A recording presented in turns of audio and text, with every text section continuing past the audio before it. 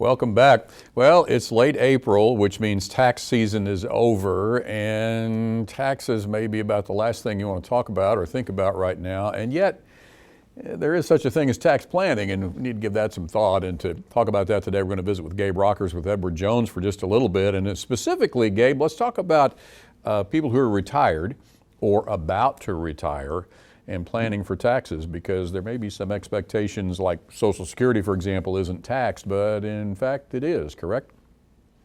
You are correct. And first and foremost, thank you guys for having me and allowing me to sponsor this segment. So people may not want to think about taxes at this point in the season, but we'd love to think about retirement. And a very important variable or component of that retirement planning is understanding what your taxable outcome looks like, so you can understand the strength of your plan and your income needs. And you touched on Social Security. You're absolutely right. Most people don't realize that Social Security is taxable, and the amount of tax you pay on Social Security is determined by how much combined income you have. Other income sources like pension incomes or dividend and interest payments from other investment accounts. If you're taking distributions from your retirement accounts, that adds into that count. So the more income you have, the more tax you pay on Social Security. Right, and I know that, for example, in our situation, I just notified Social Security to start withholding, which they will do, but you have to ask them to do that. Correct.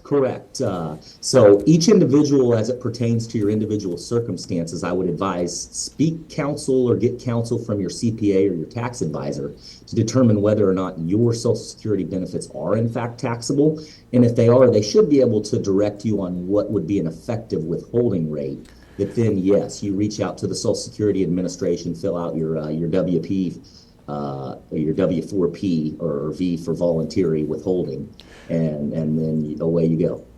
Now let's talk about what a lot of people have, which is either a 401k or an IRA. What about Correct. Taxes on those? So when you're taking distributions from 401ks, 403bs, 457s, all of the 400 numbers, and traditional IRAs, usually those monies were deductible when put in. In other words, contributions reduced your taxes at that time. And if that's the case, your distributions are going to be taxed as ordinary income when you take them out. Okay, and real quickly, as we're about out of time, but let's touch on annuities just a little bit, because a lot of people have those also. So annuities, generally speaking, a contract between you and an insurance company. A lot of times those products are designed to generate income streams for either a specific period of years or for lifetime.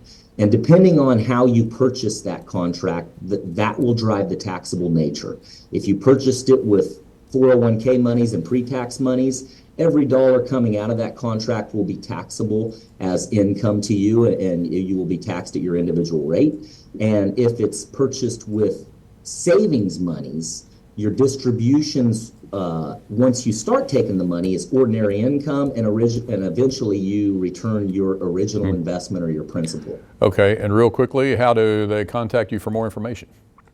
I appreciate you asking. So we're on the South Belt. Anybody can find us as you come down the belt near the Walmart. You can find us obviously online, and we're glad to meet new individuals and see what their circumstances are and how we might be able to help. Okay, Gabe Rockers with Edward Jones, thank you for joining us this afternoon, and thank you for joining us. Stay with us. We'll be right back.